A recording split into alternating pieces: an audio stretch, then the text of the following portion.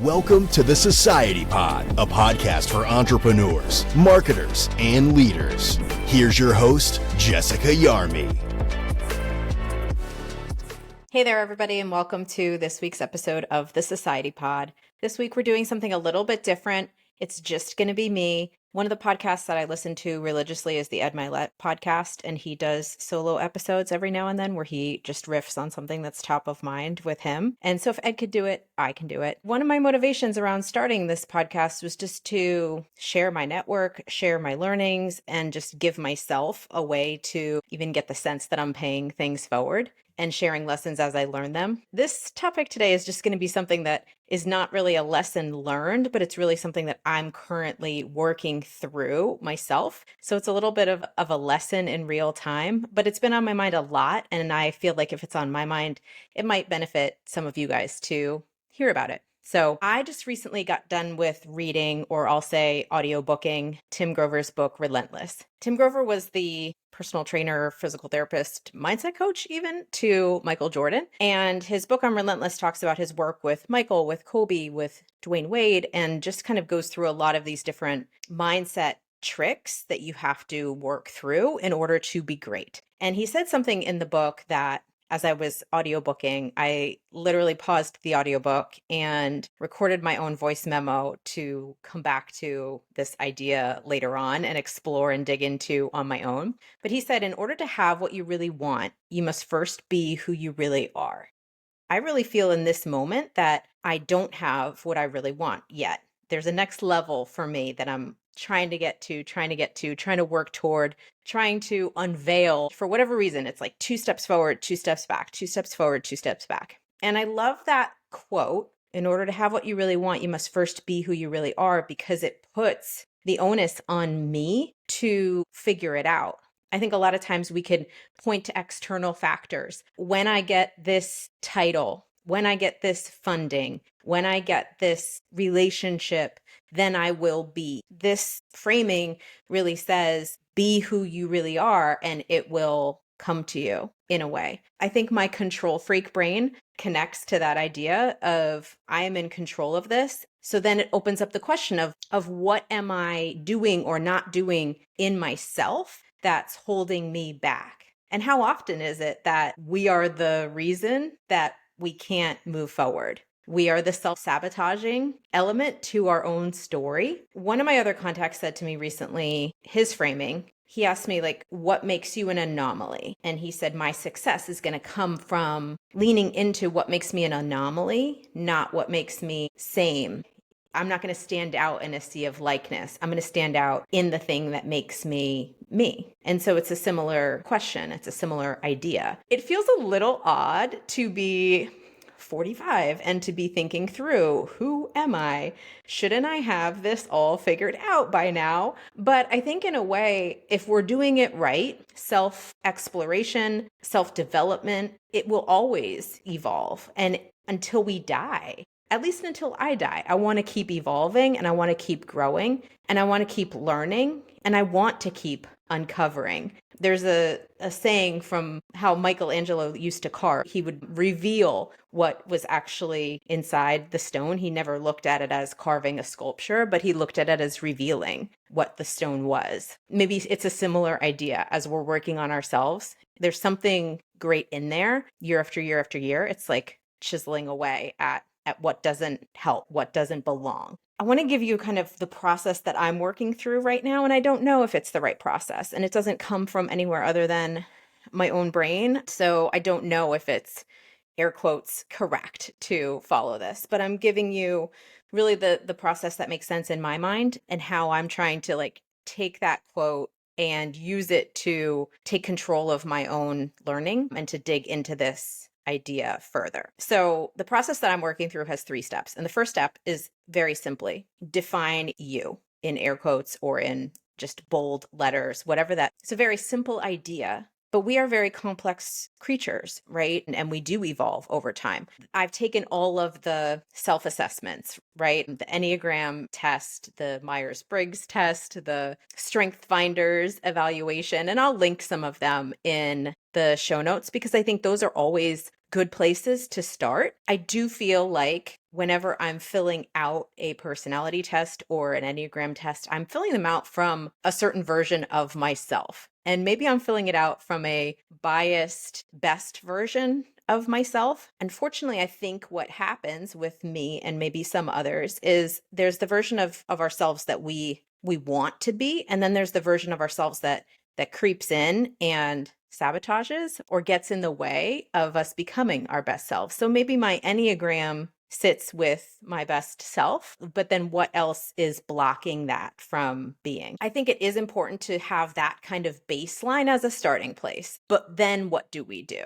And I think it's important to keep digging and exploring what feels right about our Enneagram, what feels like it's missing from our Myers-Briggs, those kind of things. And you can get to the additional digging via journaling. You can get to it via the yes or no, like what's in your Enneagram that doesn't feel right, and writing it down, like having the list of even core values that you do relate to, like who are you at your core and what guides you in your decision making. I'm working on my core values right now. They're not entirely defined. They're in the works. But it's important to understand, like, what is our default mode? And maybe what is the mode where if no one else is in the room, if no one's watching, what do we default to? And understanding, like, that's like, what is our default mode? If you live closely to your default setting, or if you work closely to your default setting, or if your work aligns closely with your default setting, I think that's where happiness is, but that's where alignment comes in, and that's where general satisfaction is going to come in my mind. I think one of the difficult things maybe about like the strength finders kind of test or the personality test is I think we all have multiple personalities. Maybe at the risk of revealing my own multiple personality disorder, I'm going to kind of share the way that I think about that and how I kind of align my personalities. I think there are multiple versions of ourselves, and I think we all have multiple personalities. And I think the magic is determining who we really want to be and then fueling that version. So I'm going to kind of give you my way of visualizing all of my multiple personalities. I kind of like to think about sitting at a table with different versions of myself. The versions could range from there's a version of me that is in mom mode. There's a version of me that is maybe not very confident and doesn't believe and has a lot of doubt. There's a version of me that on the other extreme is very strong, very committed, very prepared, very sometimes combative, strong enough to do all of the things. And there's versions in between. There's fun versions, there's intense versions. I think about it like a 4 or 5 person table, right? And like everyone's kind of sitting there together to kind of make up who I am. And I think depending on the season that I'm in, like sometimes the versions change or sometimes versions become more prevalent. Like who's sitting at the head of the table? Who's really taking up the most space at the table? Who's eating the most food? Like what version is running the ship these days? And I like to just have a little bit of visibility into that. And then I also like to be able to control it. And so when I feel like my smallest, weakest, least confident version of myself starts to dominate, I can recognize it. I can shuffle the table. I could change the seating chart and I can get the right version highlighted and in the most important seat. So let's move on to step 2. Okay, so if step 1 is define you, in air quotes, step 2 is remove what's not you. So going back to like the Michelangelo quote where, you're just kind of like carving away. Like, what are the things that don't belong? What are the things that you don't want to be at the table? And really work to remove them or minimize them. So thinking about my table, I think about like if someone drops off an appetizer and we're sharing this appetizer, there's only so much food to go around. My son's favorite restaurant right now is Cheesecake Factory, and they have the fried macaroni and cheese appetizer, which is amazing, but there's 4 of them. There's only so much to go around. And so not everyone can have a full fried mac and cheese ball. So who's going to get the first portion? Who's going to get the biggest portion? And I like to think about feeding the strongest version of myself, but then simultaneously giving the smallest portion to the version of myself that I don't want to highlight, or I don't want to be there, or I don't want to have in control. And I think some people go through a process of like starving that version out. I'm not that bold yet. I think there's value even that I gain from having my weakest, most insecure, most unconfident self at the table. I think there's still value in having her there because she is like a motivating factor and she does drive me to be better, better, better, better. But if I think about my appetizer, I don't want her to have the biggest portion at all. So in real life, it's not a appetizer at a U table. It's what are your inputs? Where are you spending your most time mentally? What are you consuming and which version of yourself does your consumption benefit? It's not appetizers. It's who you surround yourself with. It's what content are you listening to? It's how much you're doom scrolling online. It's going to the gym. That's why gym life makes sense so much to me. And I lean on it so much because gym fuels the strongest version of myself at the table. Gym life with my strongest version, she crushes. She does all the things. Like she can do anything, not just work wise, but physical exertion wise. So I love gym life from that perspective because gym fuels best, strongest self. I like her driving at the table. I like her at the head of the table. It's just an interesting way of thinking about it. If there's so many hours in the day or if there's so many resources on the table, like which version of yourself gets the most versus which version of yourself gets the least. So if that's number two, so number one is define you. Number two is remove what's not you or downplay what's not you. Three is collect feedback. And I think this is a really important one that I've done poorly in the past. So you need to go about collecting feedback really intentionally. It needs to be feedback from yourself, whether it's through journaling or therapy or whatever you want to do to connect to yourself and to have greater awareness around everyone at the table. It could be from your close connections. It could be from colleagues, mentors, family, from people around you who see you and see you as great in this moment, but also see what you're trying to be and they see what you really want. And going back to Tim Grover's quote of like, in order to have what you really want, you must first be who you really are. They see you in what you currently are. And then they see you as what you really want also. And they know you can bridge that gap.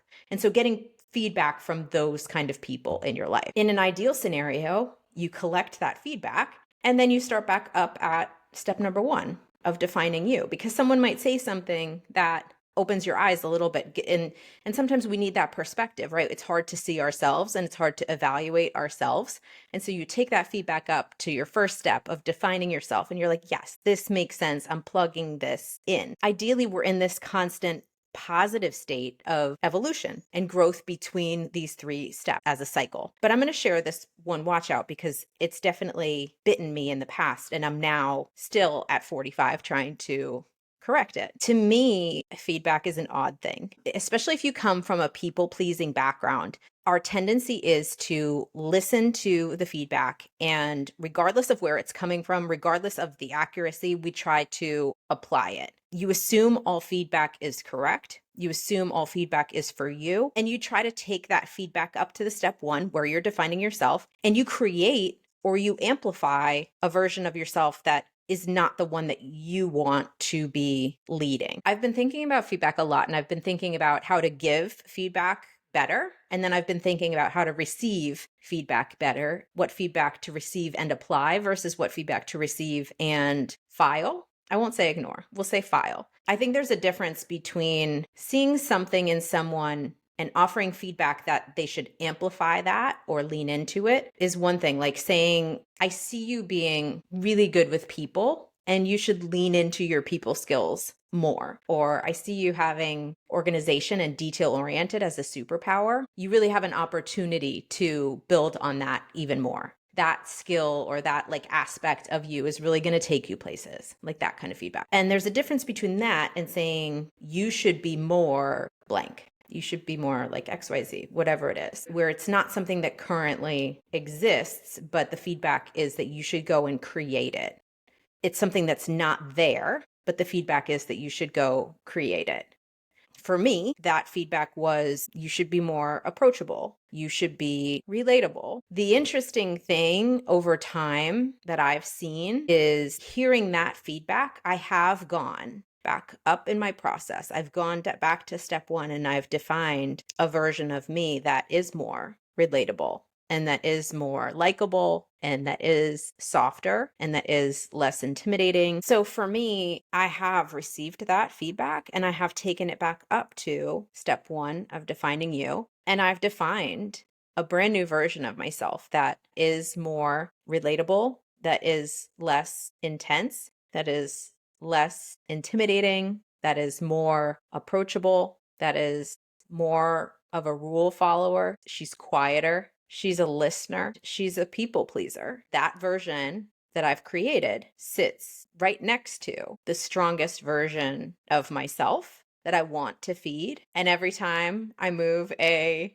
fried macaroni and cheese ball onto my strongest version's plate, there's that people pleasing version sitting right next to it and taking bites. I put these visuals to this whole experience because for me, like sometimes I need to see it in order to really understand what's happening. I've created a new version of myself that's more like everyone else. And I've moved away from, or she is stealing from, what makes me an anomaly, or what makes me really me, or stealing from the strongest version of myself. That's not easy to share, but I share it because if you're younger and you're listening to this and you receive similar feedback, and maybe especially if you're a female and you receive similar feedback of like being too loud, being too aggressive, I think it's really important to hear that, especially when it comes from men. It's important to hear it and understand it, and also then seek out additional feedback from people who are in your circle who can offer a balancing perspective or can validate, like, is this true? Are you all of those things like too far gone so that it's going to impact your success? Or is that person just giving you that feedback because they want you to be smaller or they want you to stay small? And I think it could be either. And it's important to just dig into that and understand like feedback is so important. And it's also so potentially detrimental to your own development. And so be super intentional with that step 3 and don't let things from that step 3 impact your step 1 if you haven't really truly vetted it. And by vet it, like for me, that means I've had many phone calls with my team where I've kind of talked through, because they've seen all versions that sit at my table. They know all of the things, whereas people publicly will see the people-pleasing version of me. And I'll say to them, like, I just got this piece of feedback. Like, what do you think? They'll weigh in with good counterpoints or points of alignment. So for me and my journey, that's what I'm working on right now, is I know there's a next level. I know there's something that I control that's holding me back from my next level. Feel free to comment in the comments if you have solves for me, because I'll take all feedback. At this point, I've just explained my process to you for feedback, but I know I want to get there. And I know I'm at a step of removing what's not true for me. I know I'm at that step 2. I know I'm sitting at a table with all of my multiple personalities, all the versions of myself. And I know I'm at a place where I need to stop feeding the one that I created just to make other people feel good. That feels overwhelming, but it also feels correct. And in order for me to be the most aligned with who I really am, I need to feed the version that I feel most connected to. I need to feed the version that is that strongest version of me that can succeed at the next level. So thank you for listening in. I hope this makes sense. If it doesn't make sense to anyone, I think that's fine because it provided value to me to talk it out. But I hope it gives you some interesting food for thought. If not for today, maybe down the road, you'll hit a similar point in time in your own career. I hope this gives you some interesting food for thought. If not today, at some point down the road in your own career or your own self-development, maybe you'll remember a little bit of this as you're working through your own journey to being who you really are and what you really want. So share this episode with anyone who's in your circle who's growth minded. Let me know in your comments if you want more episodes like this. This is the first one I've done like this. So if you like it, share it, comment, and I'll feed you more. You got this. We hope you enjoyed this episode of the Society Pod.